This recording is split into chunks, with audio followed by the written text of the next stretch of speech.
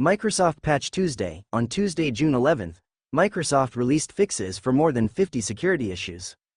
One of the flaws, a low complexity use after free vulnerability in Microsoft Message Queuing, MSMQ, CVE 202430080, is rated critical.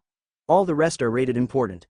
Of those, one is a denial of service issue in DNSSEC implementations that was reported in February. Another of the important issues is a zero-click vulnerability in Outlook that could be exploited to bypass Outlook registry block lists.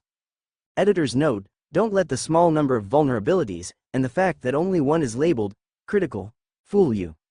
The MSMQ issue has a lot of potential.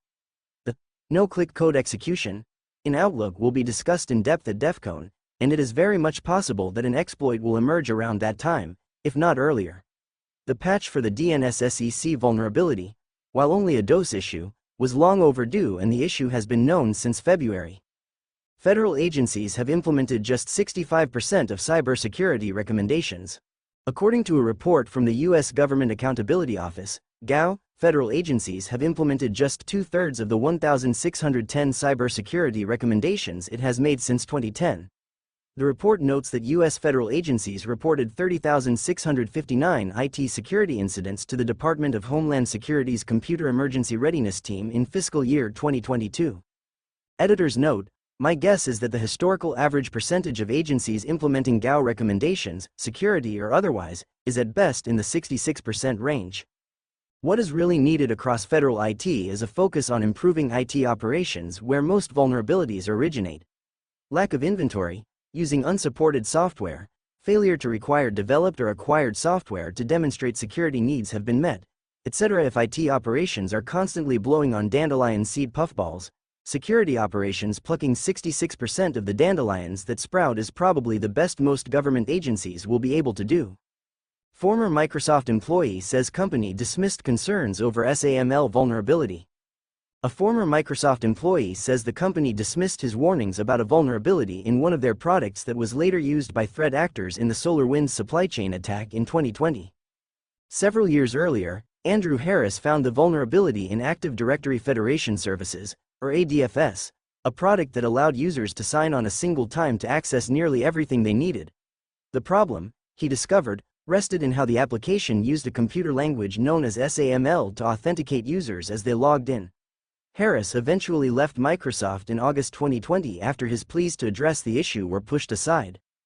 Ransomware threat actors may have exploited known flaw as a zero-day.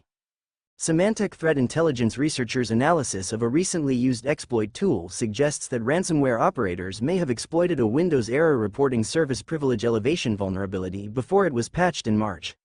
The researchers say the recent observed attack was unsuccessful. Editor's note: the vulnerability was reported by an outside security researcher, so Symantec could very well be right. Regardless, the vulnerability was quickly fixed by MSFT in a patch made available to limit further attack. Ransomware operators are actively exploiting PHP vulnerability. A ransomware group is actively exploiting a recently disclosed remote code execution vulnerability in PHP on all versions of Windows. PHP released patches to address the flaw last week. Within days, threat actors have been observed exploiting the vulnerability to deploy ransomware. GitHub users targeted in the phishing campaign. A phishing campaign has been targeting GitHub users since February. The campaign makes use of the GitHub notification system and a malicious OAuth app. The phishing email generally offers the recipient a job or notifies them of a purported security incident and leads to a prompt asking for control of and access to their accounts and repositories through OAuth. If the attack is successful, the threat actors wipe the repositories and replace them with ransom demand. Editor's note: the acronym to solve so many issues like this. Sadly, there has been some pushback from developers in the past as GitHub started to enforce MFA for some accounts. GitHub does a great job in making technologies like passkeys approachable and usable. Take advantage of it.